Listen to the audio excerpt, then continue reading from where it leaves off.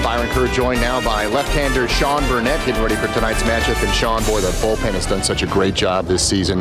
You guys feel like you're getting into roles for what they want you to do today? Yeah, it seems like in the past week or so, the roles are starting to, guys know their role and know when to be ready. And it kind of just makes things easier for us as a whole. And the bullpen's done a great job. The key is those starters. The starters are starting to go late in the ball games and makes our job a lot easier when the bullpen only has to cover a couple innings a night instead of 4 or 5. Jim Riggleman talked about your thumb and how it feels better. Are you 100% healthy and not even thinking about stuff like that? Yeah, it's I'm not going to say it's as good as it was before I got injured, but no one knows what's going on with it. But it's not holding me back from throwing like it was last year. Let's put it that way. So 100% good to go to pitch like that, and it feels better. The sliders, better from that with my thumb not bothering me, and the fastball, the velocity starting to come back too a little bit. So all in all, I'm healthy and I'm ready to go.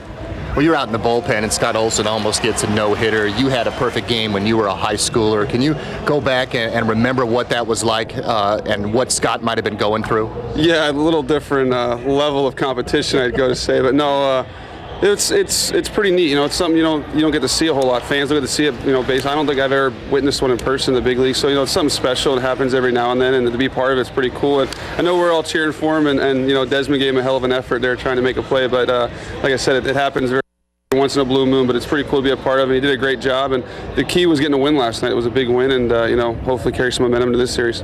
You grew up in Florida, watched a lot of the Atlanta Braves. You loved watching Tom Glavine. You studied his videos. What are some of the things that you picked up from Tom as you watched him over the years? Yeah, first and foremost, you gotta trust your stuff. He wasn't an overpowering guy, just a lefty that threw strikes, and that's the key to anybody. If you're gonna teach anybody how to play baseball and the pitch, to be successful, you gotta throw strikes, no matter how good your stuff is. And to see him, throughout the years, go at the same guys and the same hitters and get guys out consistently with the same stuff. He threw strikes and changed speeds, and the key is to keep the hitters off balance, and that's what he did. And coming up as a starter, as a sinker changeup guy, and kind of gotten away from my changeup a little bit where I need to throw it more often. But throwing a slider out of the bullpen, but little things, watching him throw strikes and keeping guys off balance, and the way he attacked hitters, with his stuff was something I could always take part of.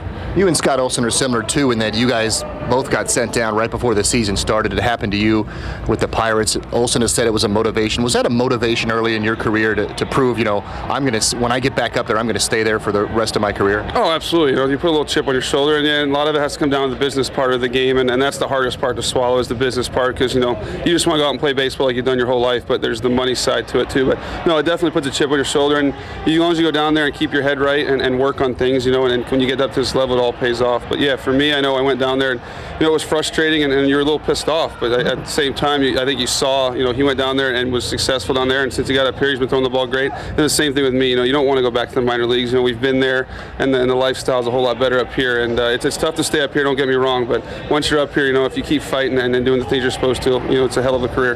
Thanks a lot. No problem. That's Sean Burnett from the Washington Nationals.